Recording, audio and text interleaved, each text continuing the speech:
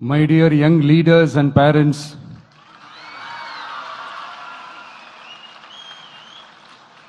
என் நெஞ்சில் குடியிருக்கும் உங்க எல்லாருக்கும் என்னுடைய வணக்கம் வணக்கம் வணக்கம் வணக்கம். Yes, young leaders and parents எல்லாரும் எப்படி இருக்கீங்க?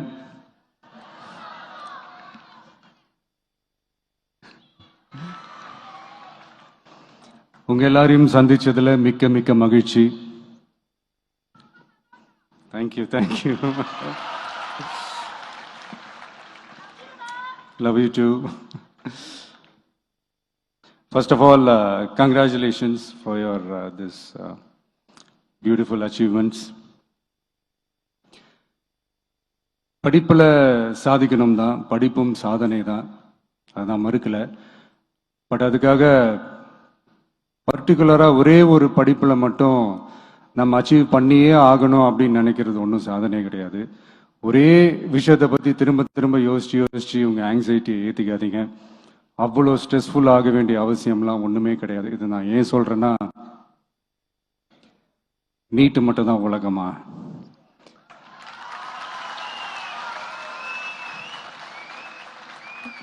நீட்டை தாண்டி இந்த உலகம் ரொம்ப ரொம்ப பெருசு. அதுல நீங்க சாதிக்க வேண்டியது பல விஷயங்கள் இருக்கு. அதனால இப்பவே உங்க மைண்டை ரொம்ப ஸ்ட்ராங்கா வச்சுக்கோங்க, டெமோக்ராட்டிக்கா வச்சுக்க கத்துக்கோங்க. ஏன்னா டெமோக்ரஸின்னு ஒன்று இருந்தாதான் இந்த உலகமும் சரி, இந்த உலகத்தில் இருக்கிற எல்லா ஃபீல்டும் சரி, ஒரு ஃப்ரீடமா இருக்க முடியும்.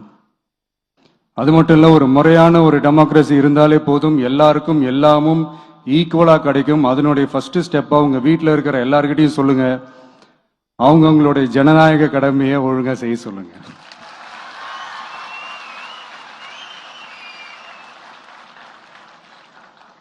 ஜனநாயக கடமையை சரியா செய்யறதுன்னா அது ஒன்றும் பெரிய ஒரு விஷயம்லாம் கிடையாது, சாதாரணமான விஷயம்தான்.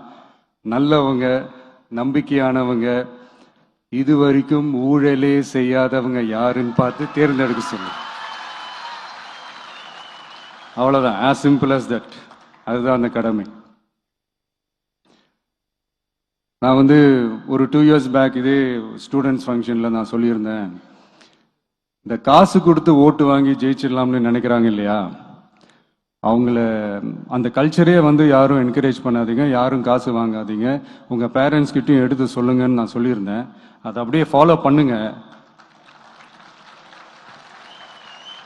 ஆனா நீங்க வேணா பாருங்க, அடுத்த வருஷம் என்ன நடக்க போகுதுன்னு. வண்டி வண்டியா கொண்டாந்து கொட்ட போறாங்க. அது அத்தனையும் உங்ககிட்ட இருந்து கொள்ளையடிச்ச பணம் தான். என்ன பண்ண போறீங்க? என்ன பண்ணணும்னு உங்களுக்கு கரெக்டா தெரியும்.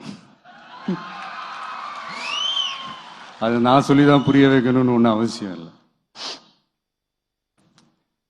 அண்ட் மை டியர் பேரண்ட்ஸ், உங்ககிட்ட ஒரு சின்ன ரிக்வெஸ்ட்.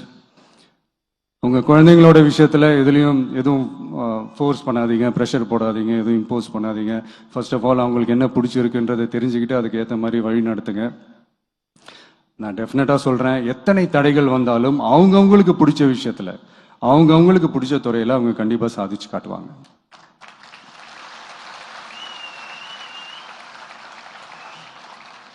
இன்னொரு முக்கியமான விஷயம் உங்ககிட்ட நான் ஷேர் பண்ணணும்னு நினைச்சது என்னன்னா, இந்த சாதி மதத்தை வச்சு இந்த பிரிவினை வளர்க்கிற அந்த சிந்தனை பக்கமே போயிடாதீங்க. அந்த சிந்தனை உங்களையோ இல்ல உங்க மைண்டையோ டிஸ்டர்ப் பண்ற அளவுக்கு அதை அலோவ் பண்ணவே பண்ணாதீங்க. விவசாயிகள் என்ன சாதி மதம் பார்த்தா பொருளை விளைய வைக்கிறாங்க? தொழிலாளர்கள் என்ன சாதி மதம் பார்த்தா பொருளை உற்பத்தியில ஈடுபடுறாங்க? இவ்வளவு ஏன் இயற்கை அம்சங்களான வெயில் மழையில சாதி இருக்கா, மதம் இருக்கா?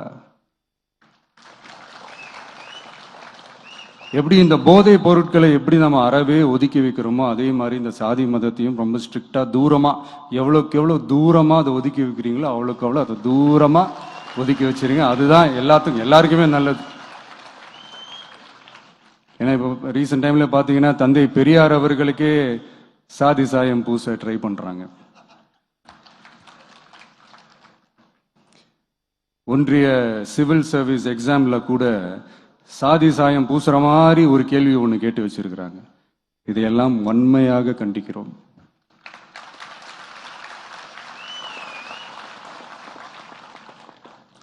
இந்த உலகத்தில் எது சரி எது தவறு அப்படின்றத அனலைஸ் பண்ணி பார்த்தாலே போதும். ஒரு குழப்பம் இல்லாத ஒரு தெளிவான ஒரு வாழ்க்கையை ஒன்று வாழலாம். எதுக்கும் ரொம்ப எமோஷ்னலாக ஆகாதீங்க, அவ்வளோ வருத்தலாம் இல்லை. டெக்னிக்கல் அண்ட் சயின்டிஃபிக் அப்ரோச்சோடவே திங்க் பண்ணுங்க. ஏன்னா வரப்போகிற இயர்ஸில் ஆல்ரெடி வந்துட்ட இந்த ஏஐ ஆர்டிஃபிஷியல் இன்டெலிஜென்ஸ் உலகத்தை எதிர்கொள்றதுக்கு அதுதான் ஒரே வழி. The sky is vast and wide and you have strong wings. So feel free to fly like a bird with courage, conviction and confidence.